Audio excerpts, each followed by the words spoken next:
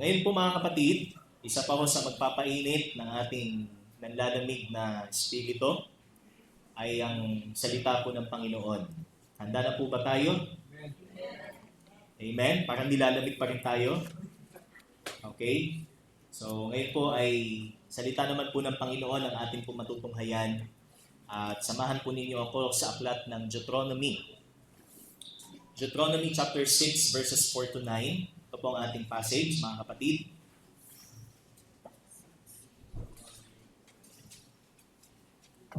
Deuteronomy chapter 6 verses 4 to 9.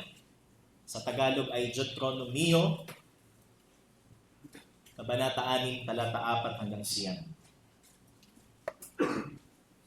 Okay, so basahin ko po, tingnan po natin sa ating mga Biblia, tayo pong lahat ay sandaling tumayo para po sa pagbasa.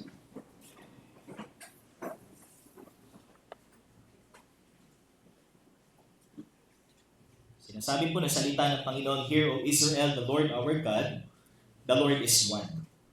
You shall love the Lord your God with all your heart and with all your soul and with all your might. And these words that I command you today shall be on your heart. You shall teach them diligently to your children, and shall talk of them when you sit in your house, and when you walk by the way, and when you lie down, and when you rise. You shall bind them as a sign on your hand, and they shall be as frontlets between your eyes. You shall write them on the doorposts of your house and on your gates." Sa Panginoon po ang kapurihan. Tayo po'y manalangin. Aming Diyos, salamat sa iyong salita. Minsan pa'y aming mapapakinggan at patuloy namin ilapat sa aming mga buhay ng nakapailalim sa iyong pong kalooban, O Diyos. At sumunod lamang kami sa iyong pong ituturo. At hindi po kami magmatigas sapagkat bilang inyong pong anak ay may disiplina kong kalakip o katapat ang bawat katigasan ng ulo na gagawin namin, O Diyos, sa pagsunod sa iyo. At ikaw po lamang ang mabigyan namin ng kapurihan at kaluguran sa pakikinig po namin at hindi po maging distraction sa amin kung ano pong maaaring gamitin ng kaaway para hindi namin mapakinggan attentively ang inyong pong salita, Panginoon. At ang inyong pong lingkod na gagamitin bilang inyong pong mensahero ay itagoy po ninyo lamang sa likod ng inyong pong kabanalan. Ako po ay hindi karapat-dapat at patuloy ko lamang, O Diyos, gamitin niyo po lamang ako bilang mouthpiece ng inyong pong salita. Purihin ka sa pangalan ng iyong anak na si Jesus. Amen at amen. So makakaupo na po tayo, mga kapatid. Sa kultura po natin, mga Pilipino, hindi na bago sa atin yung tungkol sa pagpapasa ng mahalagang bagay sa isang minamahal po natin. So, let's say, kapag tayo ho ay nakakapanood ng mga palabas sa isang taong mamamaalam na, so meron po tinatawag tayong Last Will and Testament, pero hindi ho yun sinasabi nung panahong naghihingalo pa lang ho yung gumawa, kundi yan, kapag patay na yung gumawa ng Last Will and Testament, saka malalaman kung paano yung pagkakahati-hati ng mga ari-arian o mga properties o yung mga businesses. Kung siya ho ay isang negosyante na successful. So, normally, meron po yung tinatawag tayong inheritance o mana na iniiwan kung ito ay isang taong marangya. And on the other hand, so isa ho sa mga kadalasang naririnig po natin na ipinapasa generation through generation is yung tinatawag po nating anting-anting. Yan. So, yan ay nakakapit na sa ating kultura, sa ating lipunan, na bago mamatay yung may hawak, dapat niyang maipasa ito either sa kanyang anak o sa susunod na henerasyon. So, yun yung isang reality ho na hindi natin mayaalis. Hindi lamang po sa ating buhay bilang isang tao, but even sa ating buhay bilang isang Kristiyano. Ano yung gusto nating ipamana sa susunod na henerasyon ng ating mga minamahal na mananampalataya? So, kasi di po ba may mga generations po tayo. So, ano yung gusto nating magiging legacy para dun sa susunod na henerasyon ng mga mananampalataya?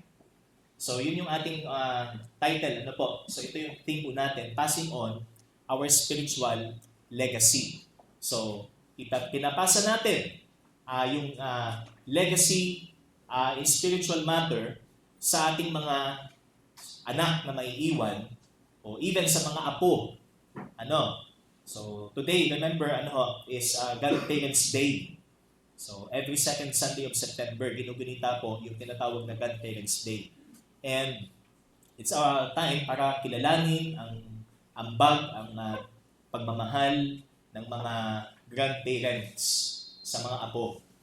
In return, mga apo naman ay maging respectable and i-honor nila ang kanilang mga grandparents. But here, sabi dito, it's a serious matter para sa isang Kristiyanong magulang o sa isang Kristiyanong grandparent kung paano tayo makapag-connect sa ating pong mga bata o sa mga mas batang henerasyon dahil sa henerasyon po na meron ngayon.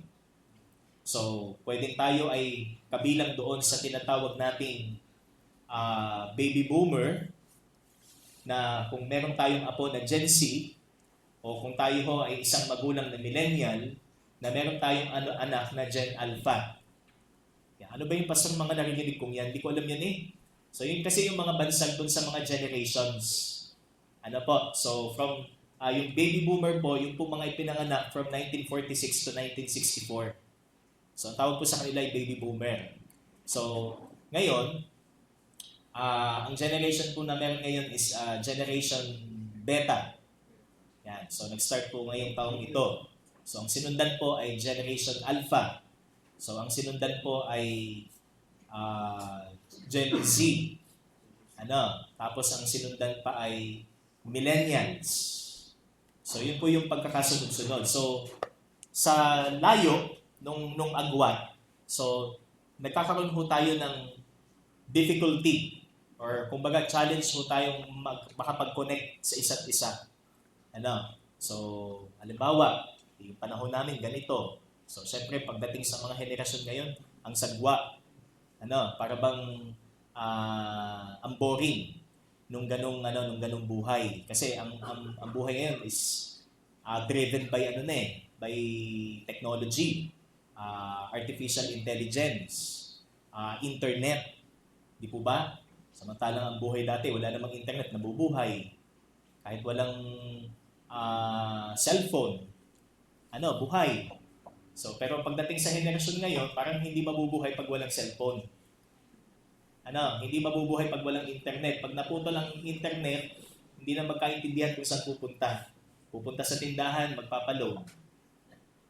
Diba? So, yun yung generation ngayon. So, unti-unti tayong dinadala ng mundo na maging dependent sa mga makabagong teknolohiya o makabagong kagamitan. So, ngayon, spiritually speaking, so, meron tayong difficulty challenge para sa atin kung paano po natin i-share o kung paano po natin ituturo sa ating mga mas nakababatang henerasyon ang katotohanan tungkol sa Diyos.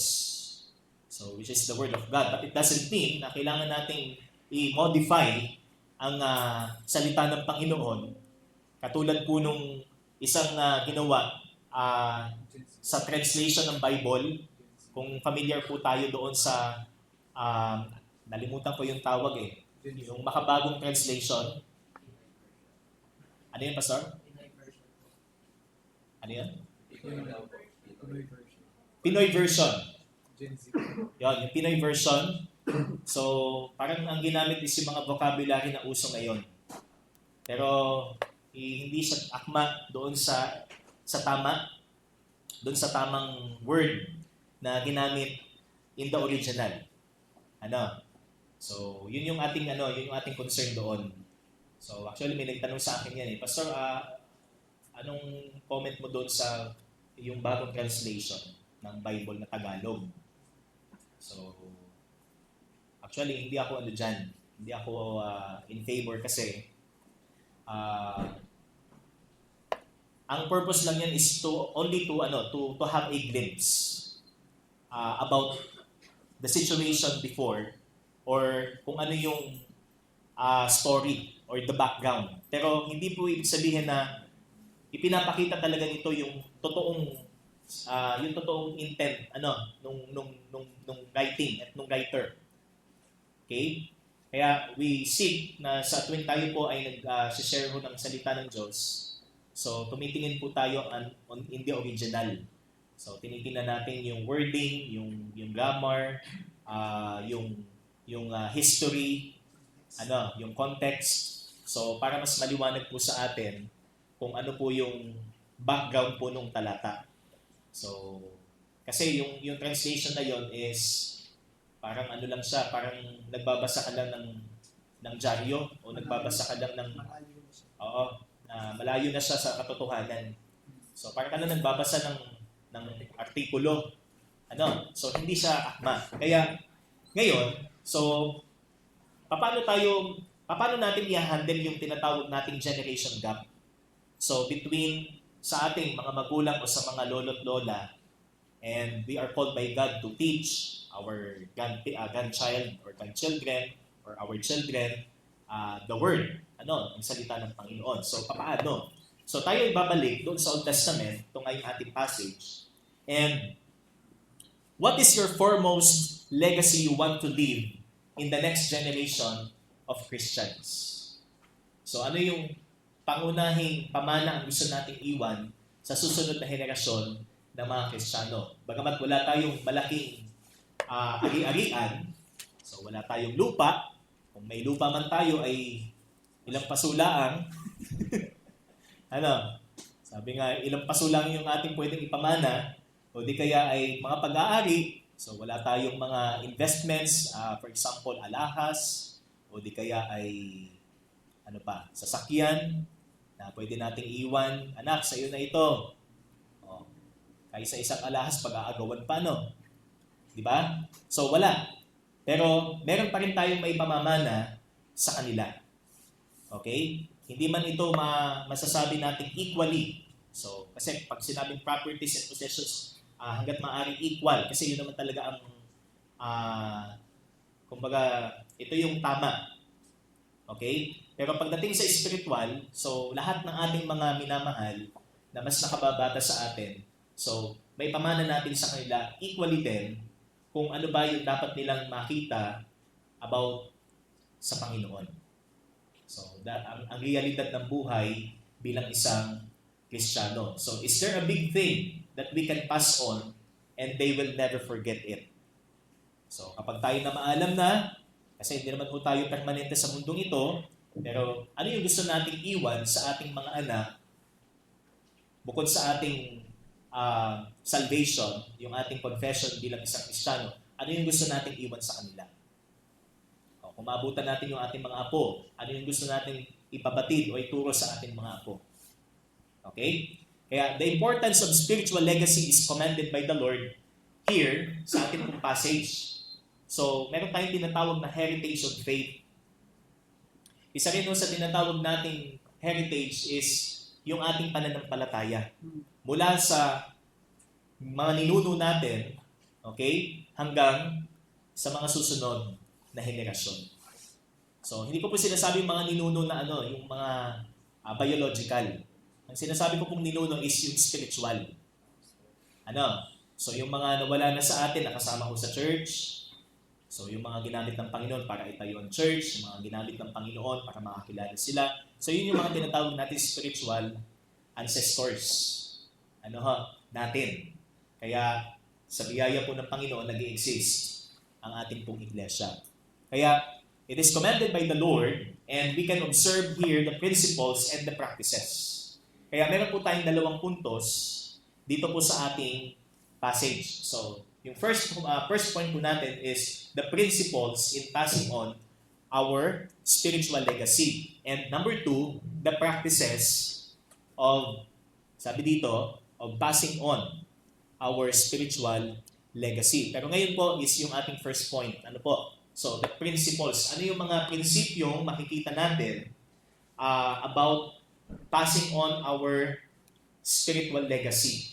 So, kahit hindi man ito material or financial, but we can pass it on.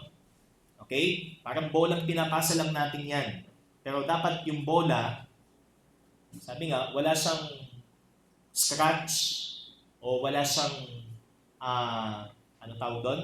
Hindi siya flat, o hindi siya, kumbaga, may depekto. Ano? So, sabi po dito, first, verse 4, Hear, O Israel, the Lord our God, the Lord is one. So, in Jewish, sa mga Hudyo, sa mga Hebrew people, so, alam natin yung tinatawag na confession of faith. So, ito yung tinatawag na Shema sa mga Hudyo. And yung kanilang confession of faith here is monotheism. So, the Lord is one, and the Lord is our God. So, ang Panginoon, ang ating Diyos, ang Panginoon ay iisang Diyos. So, kasi ang Israel talaga ay ibinukod ng Panginoon upang makilala bilang isang bansa na sumusunod sa iisang Diyos. So, galing kasi sila sa mga pagano or sila ko ay from, sabi nga, kasi ay alipin sila before. So, they were in Egypt. Kung matatandaan po natin, di ba? So, sila ay mula sa Ehipto. For how many years sila nag-stay doon? 400 plus years. Kaya yung mga paniniwala doon, yung mga religious beliefs nila doon, so na-adapt ng mga Israelites, nadala nila yon hanggang sa kanilang pag-alis sa pamamagitan po ni Moses. Kaya hindi ho katakataka na nangyari po yung tinatawag nating golden calf, yung paggawa ng gintong buya, habang si Moses po ay nasa tuktok ng bundok Sinai upang tanggapin ang 10 utos ng Panginoon. Kaya ganoon na lang yung kanyang galit nung siya ho ay bumaba at nasaksihan niya ang ginagawa ng kanyang mga kababayan. So, na-adapt nila yan from Egypt, from the time of Egyptians and from Egypt. And kahit sa history naman, alam naman po natin. So, Assyria, Mesopotamia. So, yan ay babad sa tinatawag nating polytheism. So, pagsamba sa maraming Diyos-Diyosan or deities. At ang purpose ng Panginoon, kaya niya ibinukod ng Israel, inalis sa Ehipto, ay upang dalhin sila sa tunay at buhay na Diyos. At ang tunay at buhay na Diyos na ito ay isa. Kaya ito yung tinatawag na basic confession of faith. But sadly, hindi lahat ng monotheism or monotheists ay maituturing nating kapareho natin. Ano po? Sapagkat ito yung tinatawag nga na basic confession. But when it comes sa isang mahalaga pang mga katuruan, so nagkakaroon po tayo ng kaibahan. Okay? Kaya, first is confession of our faith. So, gaano kalinaw sa atin yung ating statement ng ating pananampalataya? At since na ito'y maliwanag sa atin, at kung ito'y maliwanag sa atin, ito ba ay naituturo ba natin sa ating mga anak? O naisishare ba natin, naikukwento ba natin sa ating mga anak o sa ating mga apo kung sino ang Diyos, kung sino ang Panginoong Hesus, kung ano ang tao, kung ano ang salita ng Panginoon, kung ano ang darating, kung ano ang langit, kung ano ang impyerno, kung ano ang kasalanan, at iba pa. Okay? So, do we tell them who God is that we believe in? Kinukwento ba natin sa kanila kung sino ang Panginoon na ating sinasampalatayanan at ano ang ating sinasampalatayanan sa Kanya? So, that is the foundation, mga kapatid. Sino ang Panginoon para sa atin? Sino ang Diyos ngayon para sa atin? Is He only there? Sabi, nandun lang? Okay? Na parang transcendent lang ang Diyos, pero walang sense of being personal sa atin. Yung intimacy. So, walang intimacy. Alam natin na siya ay nandun lang. Alam natin na siya ay personal being but without any personal, sabi nga, relationship. So, it's hard na sabihin natin ito ay biblical. Kaya, ang foundation mo dito, gaano natin kakilala ang Panginoon. Personally. Ano po? Kaya, this speaks of our faithfulness to the Word. So yung katapatan natin sa salita na ipinapahayag sa atin, sino ang Panginoon. Kaya, meron tayong tinatawag na statement of faith. So, napag-usapan po namin ito ng mga pastor na kami po ay gagawa ng statement of faith. Pero actually, meron tayong tinatawag na fundamentals. So, as far as I know, yung tinatawag nating fundamentals ay meron po tayong 5. Ano po? So, ito yung tinuturo po before. And we have the inerrancy of the Scripture. So, the Bible. So, what is your view of the Scripture?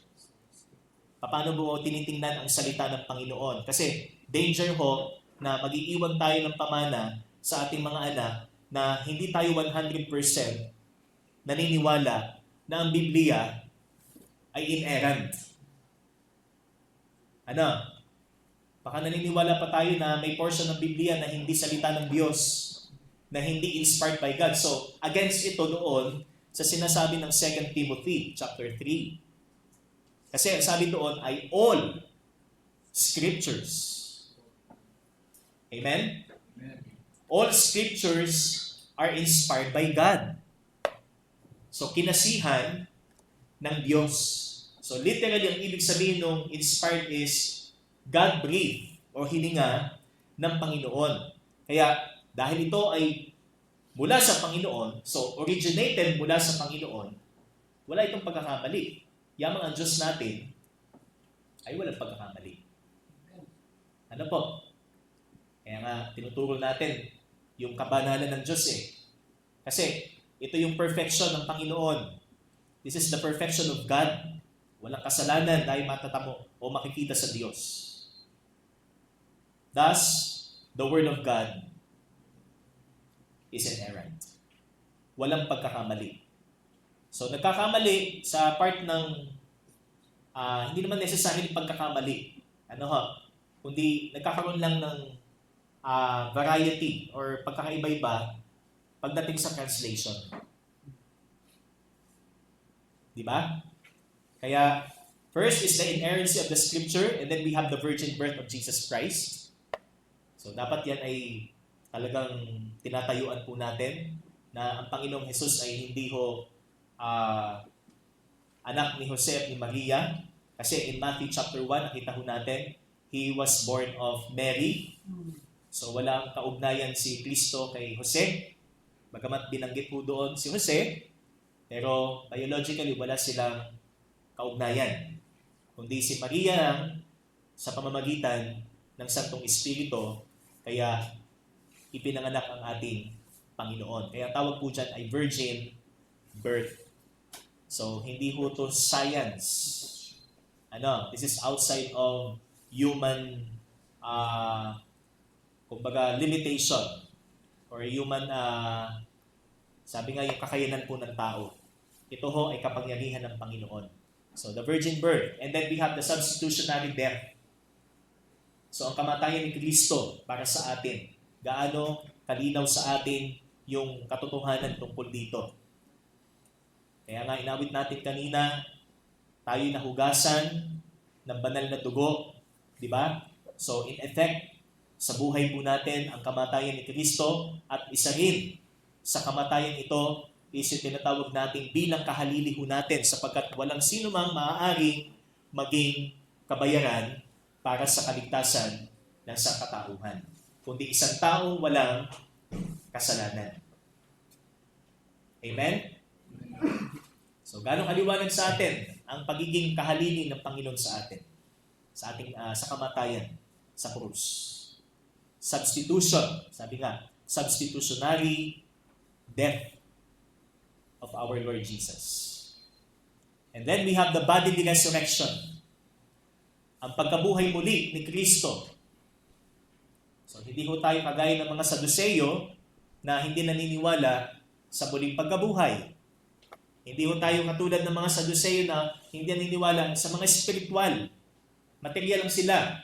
But here, sabi dito, bodily resurrection. So, siya'y nabuhay muli at ang kanyang pagkabuhay muli ay bilang isang tao. At ang katawan na taglay na ng Panginoon, sabi doon, ay katawang panlangit, glorified body, bilang pagpapaalala sa atin, sa ating henerasyon, o sa ating hinaharap, na tayo'y magkakaroon din ng ganitong katawan. Promise ko ito ng Panginoon sa atin.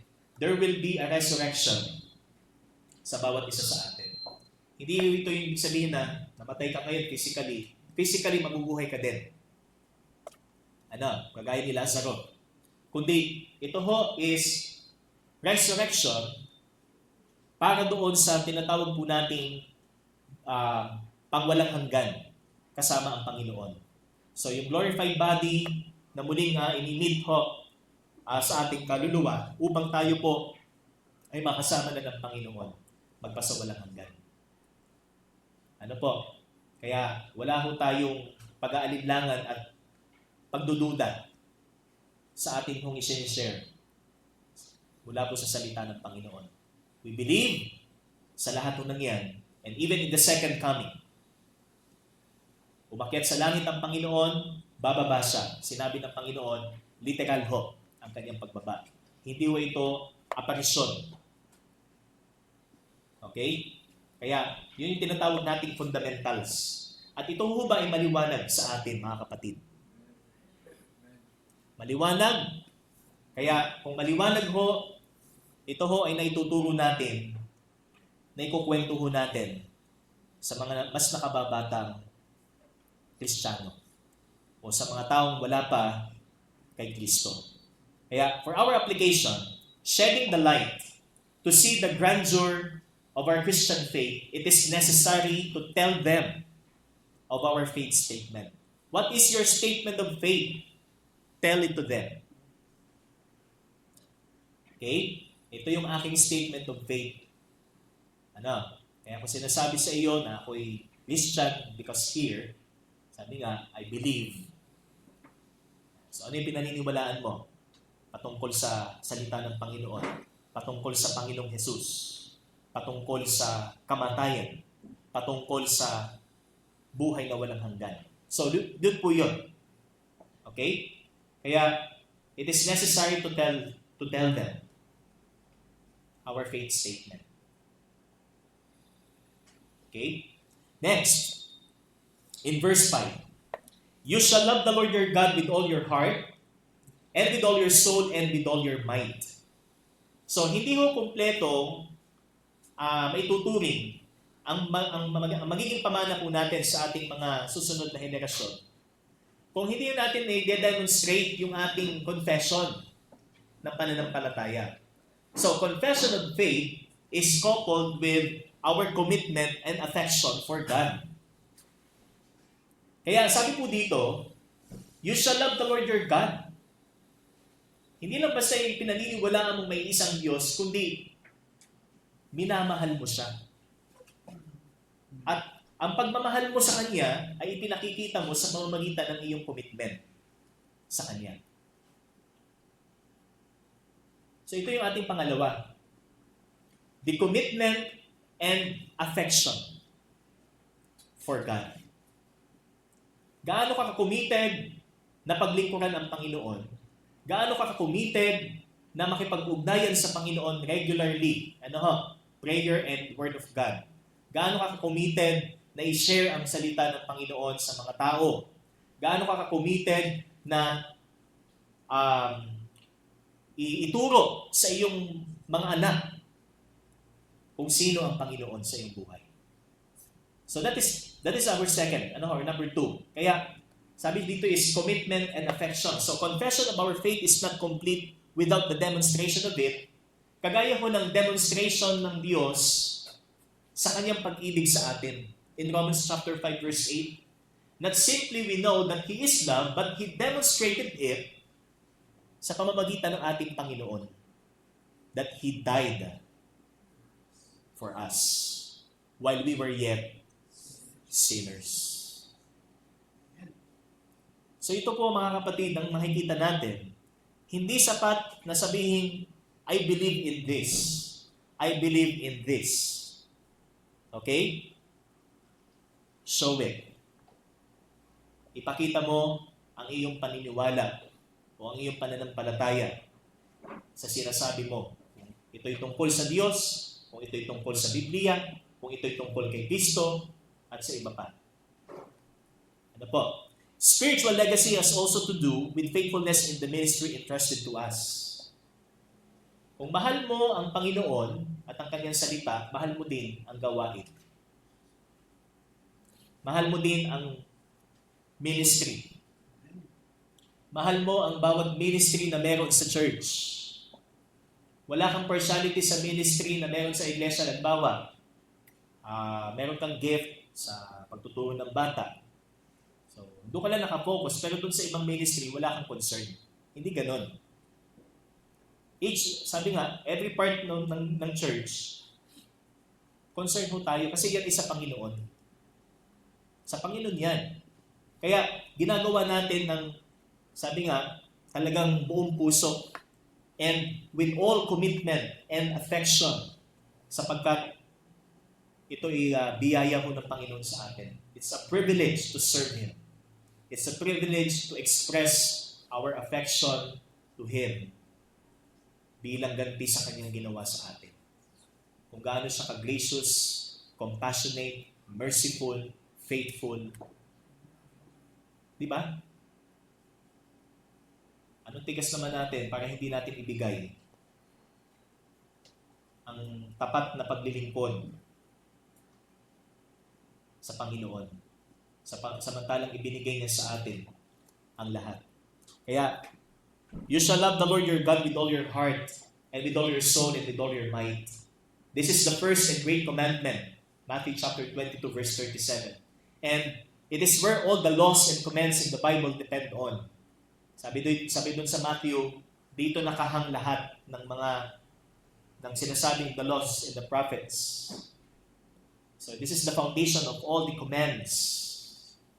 Ito ang pundasyon ng lahat ng mga utos o batas na makikita ho natin sa kanyang salita. Kung walang pag-ibig, hindi ho mag-execute ng tama yung ating application sa salita ng Diyos. Kung walang commitment, hindi natin mapuprove na tayo ho ay tunay na Kristiyano. Okay? Kaya, believing without commitment and devotion is a worthless pursuit. Naniniwala ka lang pero wala kang commitment. Hindi ka devoted sa Panginoon. This is a worthless pursuit. Just like a man saying he's religious, James chapter 1.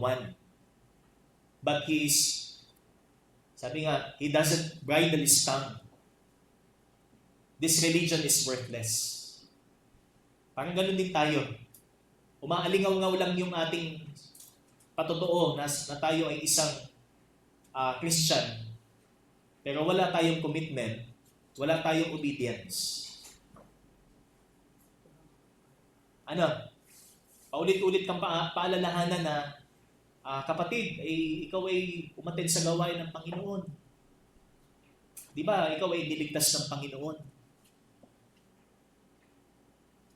Binayaran ni Jesus ang iyong kasalanan.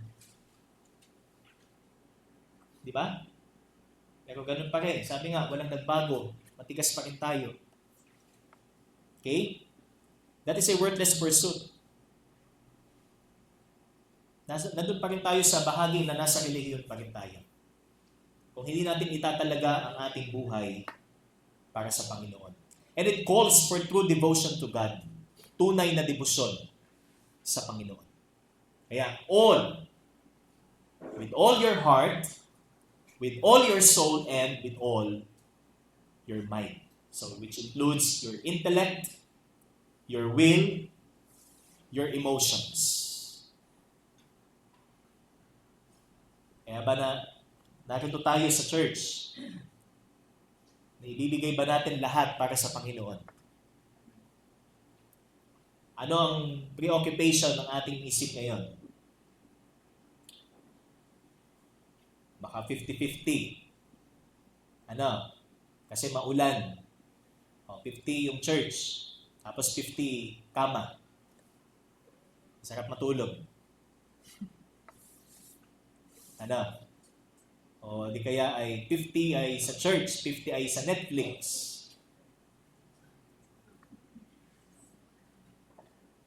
Ang mas masaklap ay wala, 0 sa church. Wala kang panahon sa gawain ng Panginoon. Ni-spend mo yung buong araw ng linggo mo para sa iyong pansariling interes. Kaya, by understanding this, our belief must be reflected in our actions. To love God is not simply meant by speaking about Him, it is living and dying for Him. Ang mabuhay at mamatay para sa Kanya. That is the value.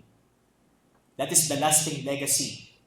Okay? Na po pwede nating iwan at maging example para sa ating mga susunod na henerasyon ng mga Kristiyano. Amen? Amen? And last, in verse 6, and these words that I command you today shall be on your heart. So lahat ng iniutos ko, kasi alam niyo po, in the context, kasunod dito ng 10 Commandments. And ito ho ay, kaya sa Deuteronomy, this is the new generation of the Israelites. So yung pong umalis doon sa Ehipto, nangamatay na sila. Yung papasok doon sa Promised Land, kasi ito ay parang preparatory sa pagpasok nila doon sa lupang pangako. At lahat ng nandito ay mga bata na, mas nakababatang henerasyon ng mga Israelita. Okay? So yun po yung sitwasyon. Kasi yung mga matatanda noon, matitigas ang ulo. Kaya nga nung si Moses talagang, sabi nga, hindi na niya napigilan yung kanyang galit eh. Dahil they were very complaining, sabi nga. Sobrang reklamador itong mga ito. Di ba? Kung hindi lang dahil tinawag ng Panginoon. Pero ito, this is a new generation. Kaya, ang ikalaho natin dyan is your consciousness for God's commands. So, wala na yung mga nauna sa inyo. Ito naman. Ito ang sinasabi ng Panginoon. So, ilulit-ulit yung Torah, okay? Yung pong 10 utos, at sinundan po dito pong ating passage. So, sabi dyan is, you shall, and these words that I command you today shall be on your heart. So, hindi ito pagtataguyod o pagtatayo muli ng isang relihiyon kagaya ng kanilang nakamulatan o isang panibagong kumbaga dahil nakamulatan nila yung katigasan ng ulo ng kanilang mga ninuno, yun yung kanilang susundin. Yun yung kanilang susunsunin. Kaya ang sabi po rito, ang lahat ng mga salitang ito ng aking iniuutos ay inyong itago sa inyong mga puso. Because this is not external. Okay? This is not legalism. Hindi yung pagsunod nila is a form of legalism na gagawin o hindi gagawin and doon lang nakapaloob kung ano yung nais ng Panginoon sa kanila. Kundi this is an inner, sabi nga, an internal o ito isang panloob na realidad. At ang panloob na sabi ko dito ay kung paano nila itatatag or kung paano nila itatago sa kanilang mga puso ang salita ng Panginoon at ang mga pangako ng Panginoon sa kanilang bansa. Kaya consciousness for God's commands. So another important thing in living a good and lasting spiritual legacy is how prudent we are to follow God's law. So gaano tayo kaingat na sundin ang mga batas ng Panginoon. Kagaya ng sinabi po in Psalm 119 verse 11, sinabi po ng Psalter is, your word, I have stored up your word in my heart that I might not sin against you. Di po ba? Upang hindi tayo magkasala sa Panginoon, iniingatan ko ang iyong salita. Ganon kahalaga ang salita ng Panginoon upang hindi tayo mahulog sa kasalanan. Upang hindi tayo mapariwara sa ating buhay pananampalataya. Kaya to get rid of sin, we must be bombarded with God's Word. So sana ang laging umaano sa ating mind ay ang salita ng Panginoon. Meditate. Di ba? So not only read the word, meditate. So we know that. Alam na natin yung salitang meditate. Ano po? Na ninanamnam natin sa tuwi-tuwi na ang kanyang salita. Inuulit-ulit natin. Actually, memorization is an example of meditation. Okay? Pero it doesn't mean memorization is meditation. Isang halimbawa lang ng meditation is memorization. Pero bukod pa doon, ang meditation is, kumbaga, minumuni-muni mo ang salita ng Panginoon habang ikaw ay nasa labas, habang ikaw ay nasa biyahe, habang ikaw ay nasa bahay, habang ikaw ay nagtatrabaho, habang ikaw ay nasa lansangan, habang ikaw ay nagmamaneho, tapos bigla kang may nakasalubong na reckless driver. Di ba? It's our time to meditate God's Word. Kung gaano kalaki yung pag-ibig ng Diyos, yung mga taong mahirap pagtimpihan, pero dito inialay ng Panginoon ang kanyang buhay. Ino-offer ng Panginoon ang kanyang salvation para sa mga taong ito. So, ganun kalaki ang pag-ibig ng Diyos. Okay? It serves us as a warning system to prevent falling into the entrapments of Satan. So, ang salita ng Diyos, sabi nga, maging warning system ito sa atin. Ano po? Maging babala po sa atin upang hindi tayo mabitag ng kaaway. Amen po ba?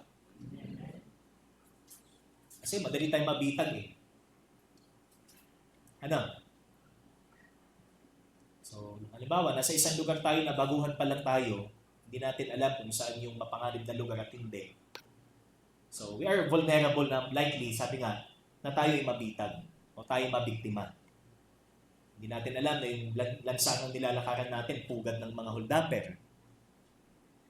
Di ba? At anytime, pwede tayong ma-hold up. Kasi bago lang tayo dun sa lugar. Unlike, kung halimbawa, na dun yung ating intimacy with God. So, lagi tayong watchful, lagi tayong alerto sa pwedeng mangyari. Ano po? So, yun po yung sinasabi mga kapatid. So first, our hearts were written with God's law.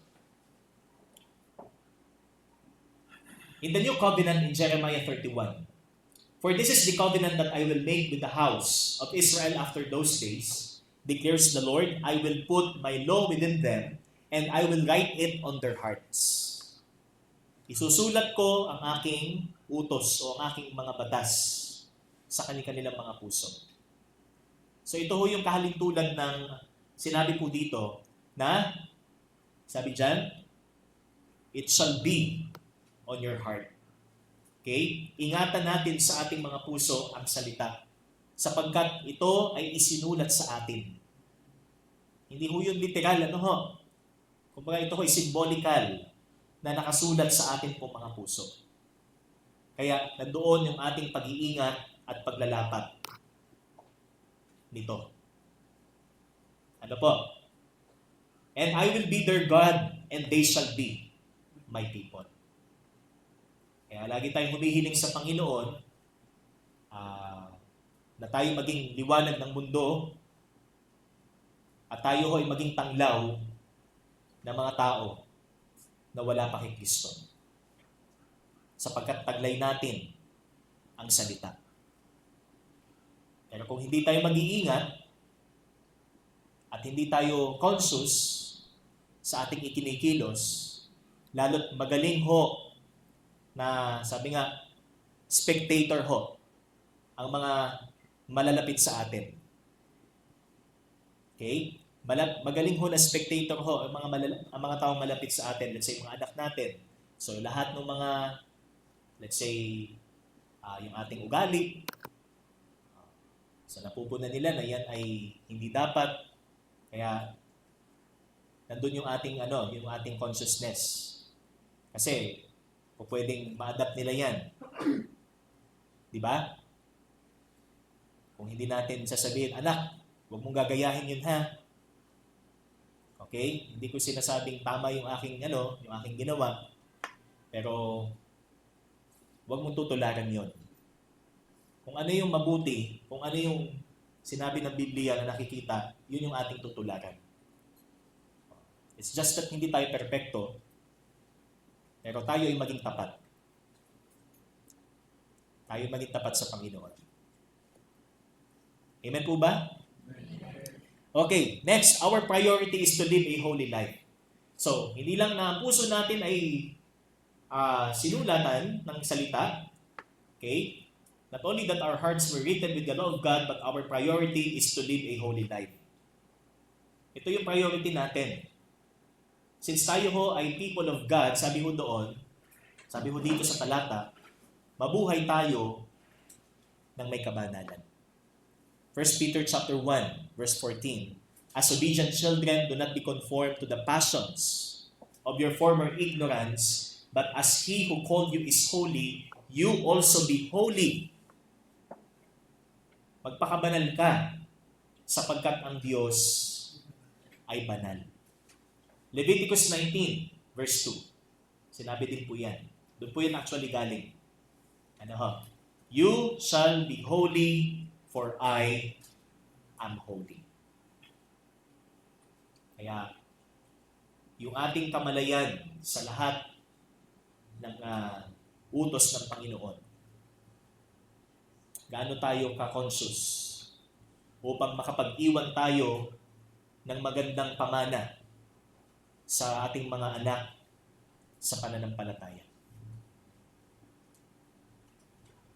Let the Word of God shape your spiritual legacy. Hindi dahil sa relihiyon, di po ba? So, iba yung legacy na naiiwan nila.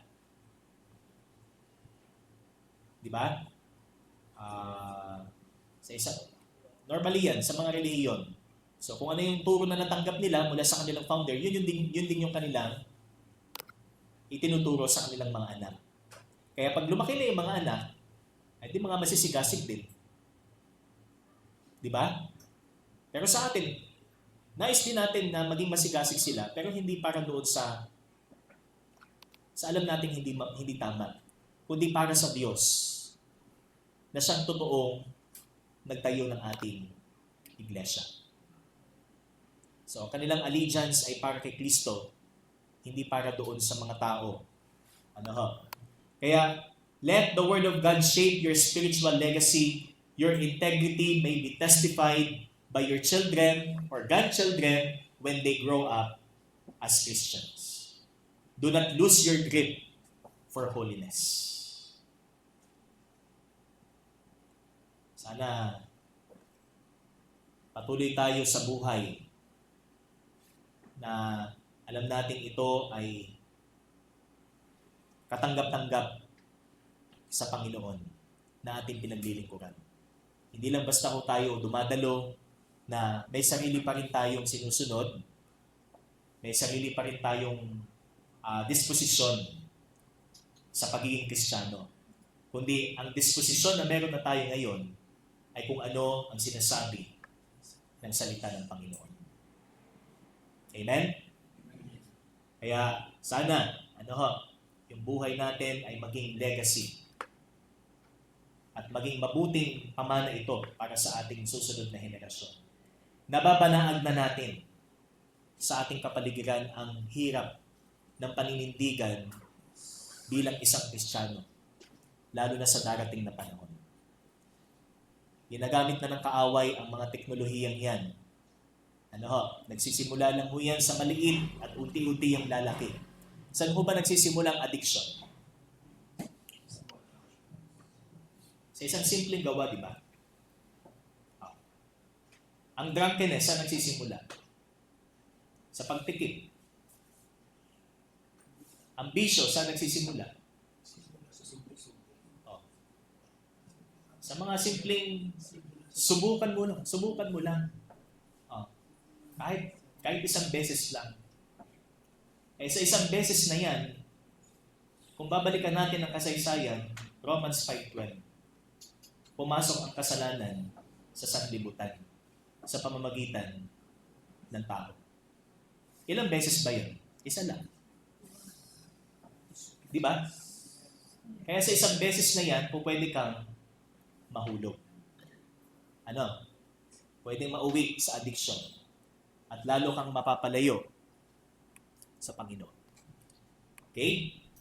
So, yan po ang ating first, mga kapatid, the principles in passing on our spiritual legacy. And next Sunday, ang atin naman po matutunghayan are the practices.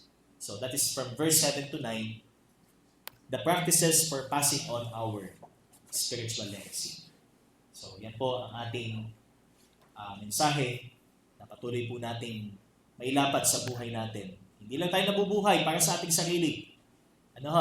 Kaya maging tayo, lawakan natin yung perspective na sa bawat ginagawa natin, may nakatingin sa atin. May, kumbaga tayo magsisilbing modelo para dun sa mga susunod na henerasyon. So, may mga kabataan tayong kasama, may mga anak po tayo, hindi pa man nila ganap na naunawaan ang tungkol sa ating katayuan bilang isang mananampalataya. Pero kung ano yung naipapakita natin sa kanila, ito'y magiging katotohanan para sa kanila. Tayo po'y manalangin. O Diyos, salamat sa iyong salita. Salamat po sa pagpapaalala niyo sa amin na sa bawat ginagawa po namin, kami ho'y mananagot sa inyo, Panginoon. Kung kami ay hindi magiging conscious at kung hindi po kami prudent sa amin pong ginagawa bilang inyo pong mga anak. Tulungan niyo po kami sa bahaging ito. Kung kami man ay isang magulang na nais namin ang amin pong mga anak o ang mga taong mahal namin na hindi pa nakakilala sa iyo ay madala namin sa iyo, mailapat namin ito sa amin pong mga buhay. Ikaw po maging gabay namin, O Diyos, sa lahat ng aming gagawin. Ang iyong pong salita ang patuloy na maging ilaw sa amin pong mga paa, Panginoon. A lamp to our feet and a light to our path. Salamat, O Diyos, purihin ka sa pangalan ng iyong anak ni Jesus. Amen at amen. Purihin po ang Panginoon. And wala na po tayong